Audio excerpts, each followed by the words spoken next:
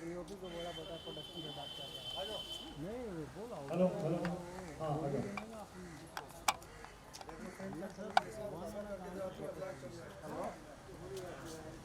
Hello hello हाँ बोलिए बात किया उनसे तो बोल रहा है ना कि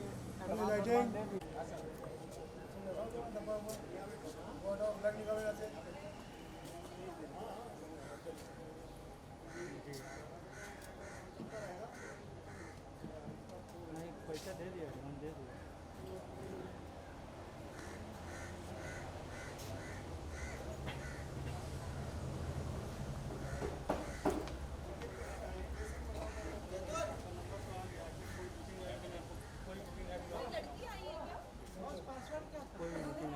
ये लोग आएंगे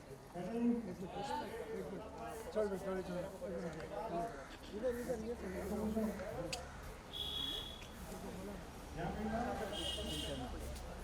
मिलेगा नहीं तुम बताओ कैसे लेवल सही आ जाएगी मुझको भरोसा नहीं चल लेवलिंग आगे ले चेक कर रहा था ऐसे कैसे होता है हां तो आगे आगे आगे थोड़ा चेक कर रहे थे क्या मालूम नहीं पड़ा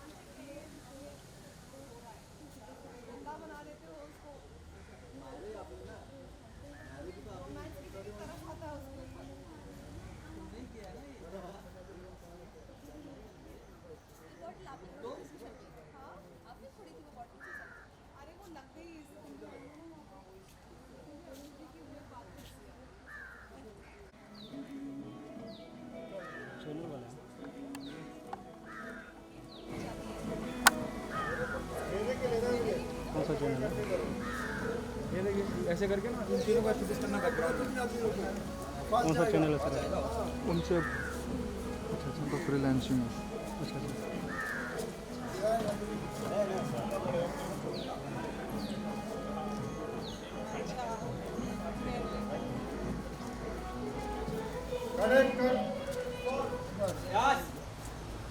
क्या एक्टिविटीज कुछ होता आप लोगों ने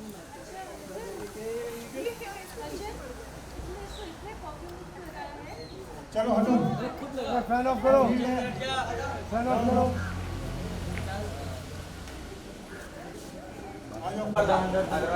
अंदर ये शॉट ले ले और सीधा अंदर घुस जाना ट्रॉली जैसी चार्ज होगी ना समझ रहे हैं वैसे ही अंदर आ जाना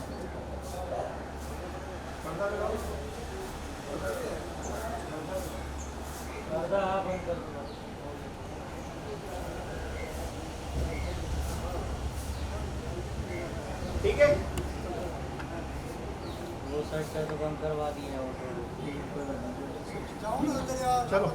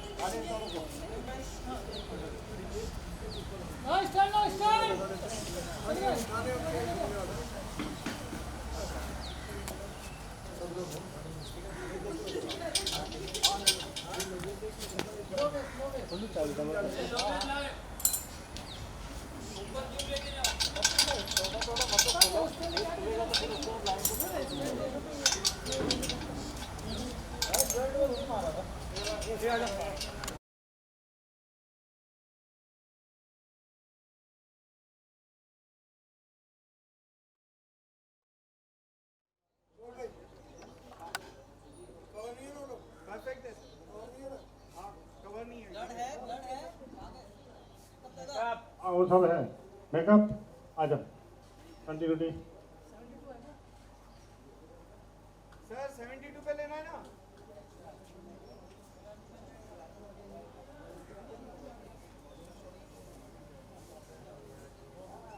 मनीष सर थोड़ा हाइट पे ले।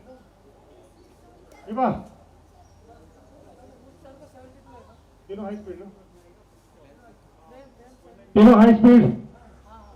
हाँ ओके ओके हो गया। Okay sir. हाँ हाँ हाँ हाँ, रेडी। मारवाड़ी को हमको भी ले लेना। Taking mood, music, camera.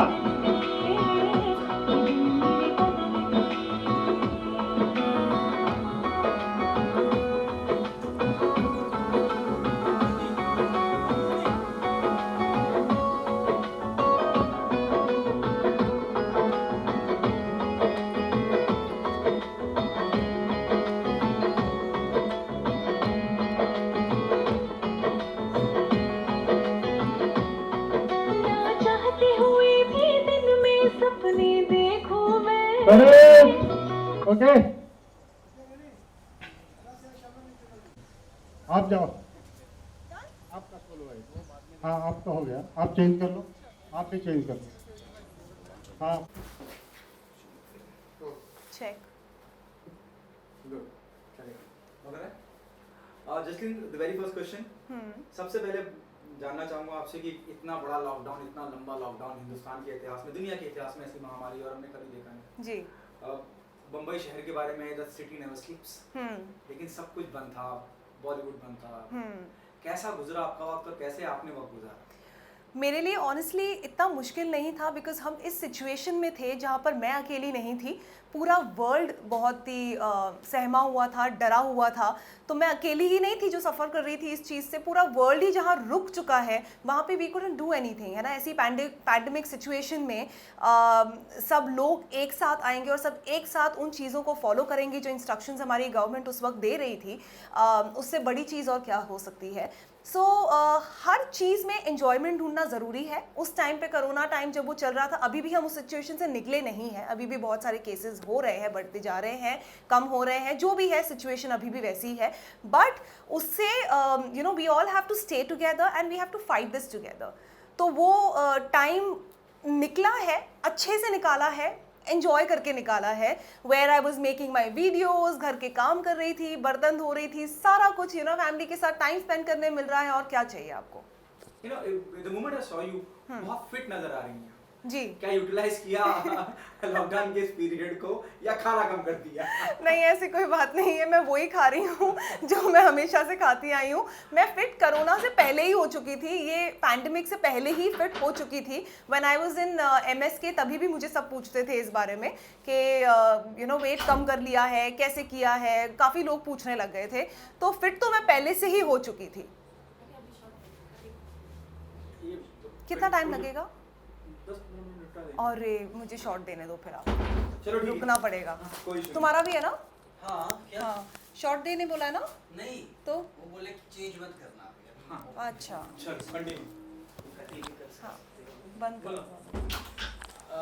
Role करें? आज फिल्म का शूट है और मैं I have seen your father, I have seen Anoop ji, या जो सबसे यंगस्टर जो लोग हैं मौजूद हैं जो हमसे भी ज्यादा यंग है और हमसे ज्यादा फिट है और यू नो एनर्जी उनमें सबसे ज्यादा है।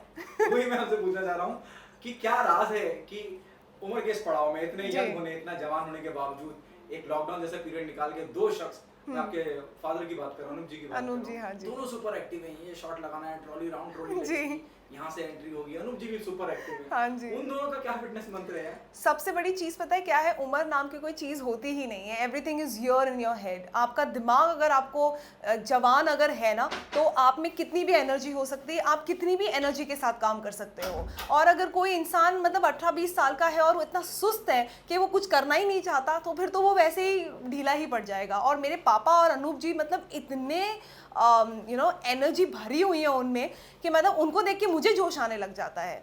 And they been working very hard. Anoop ji इतना मतलब ही is putting in you know lot of efforts इस मूवी में, बहुत कर रहे हैं वो.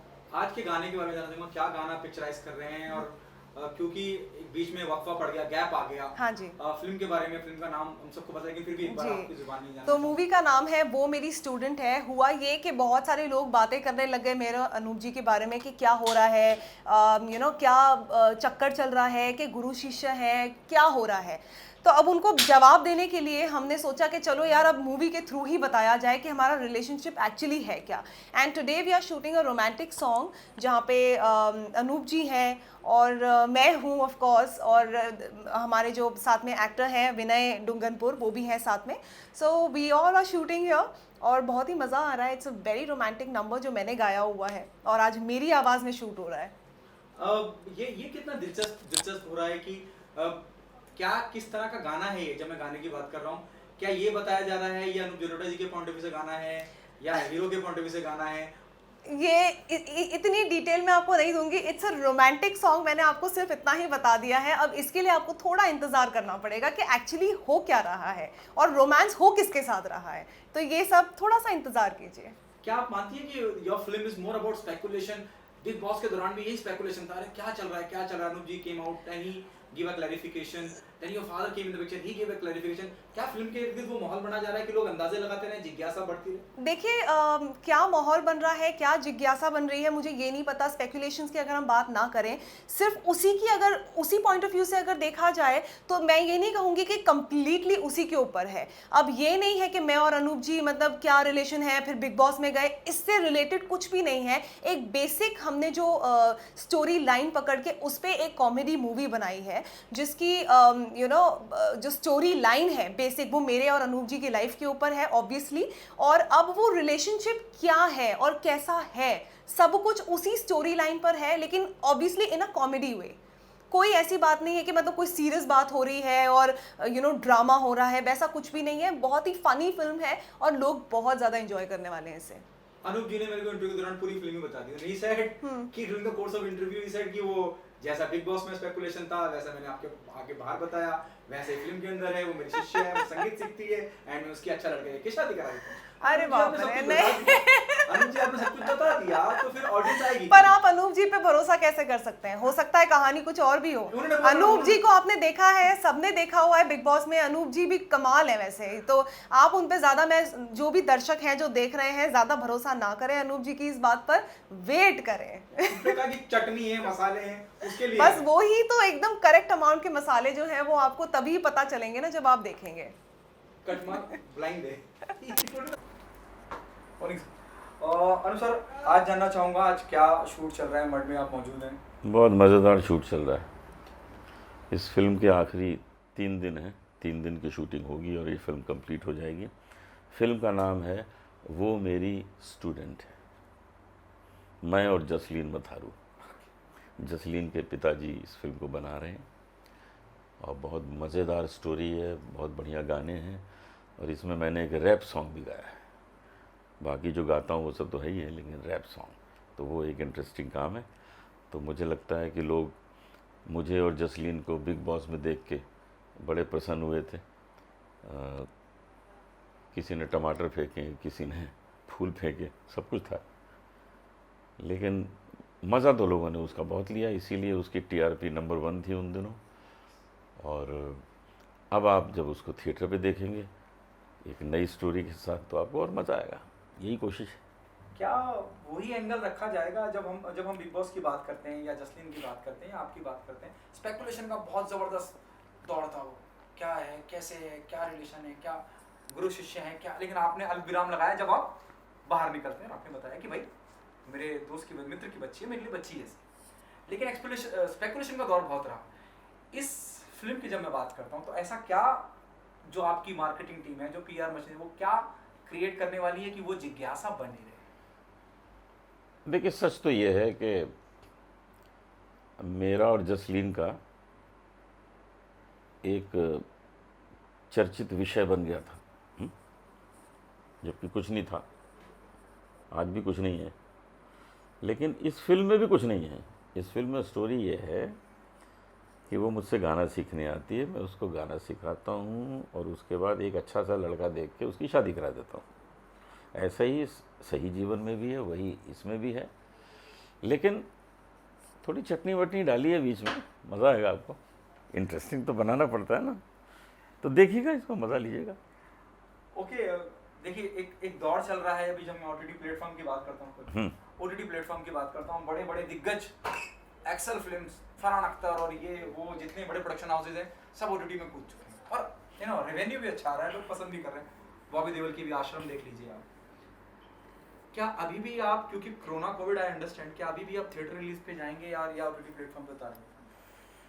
थिएटर रिलीज 50% अलाउ किया है, 30% पे थिएटर का खर्चा निकल आता है, उसमें फिर भी 20% प्रोड्यूसर को आएगा। तो अगर 50% पे भी थिएटर सही तरीके से चलते हैं और लोग आते हैं तो बुरा नहीं है। हम चाहेंगे कि थिएटर में भी आए फिल्म, और ओटीटी पे तो आई जाती है, बाद में चली जाती है, डिजिटल राइट्स तो बेच दी जाते हैं बाद में, लेकिन हम चाहेंगे थिएटर पे भी आए। मज़ा अलग है, वो बड़े स्क्रीन पर देखने का मज़ा अलग है। एक मिनट कट कर, शायद आप एक पहले वाइज शख्स होंगे जो अपनी पूरी फिल्म की स्टोरी बता देते हैं ऑन कैमरा रोई मीडिया को, कि फिल्म की कहानी ये है कि जसलीन आपके स्टूडेंट हैं, आप उन्हें संगीत सिखाते हैं, फिर एक अच्छा सा लड़का देख के उसकी शादी करते हैं। तो वो क्या चीज़ होगी जब आप कहानी बता देते हैं, ऑडियंस को क्या बांधे रखेगा, उन जितने भी ड्यूरेशन की वो फिल्म बनेगी, फिर ऑडियंस को क्या बांधे रखेगा कि वो जाएगी नहीं, क्योंकि कहानी तो बता दी। मैंने बीच में वो चटनी की भी बात की है, वो चटनी तो खुल के नहीं बताई आपको, तो वो अचार चटनी जो है मज़ा तो उसका ही आएगा ना, वो उसको देखने जाएंगे लोग। तो आप ये कह रहे हैं कि थ्रू आउट जब तक आप उसकी शादी नहीं कराते हैं, एंड में जाके क्लाइमैक्स हाँ, तब तक लोग इसी जिज्ञासा में रहेंगे कि अब क्या।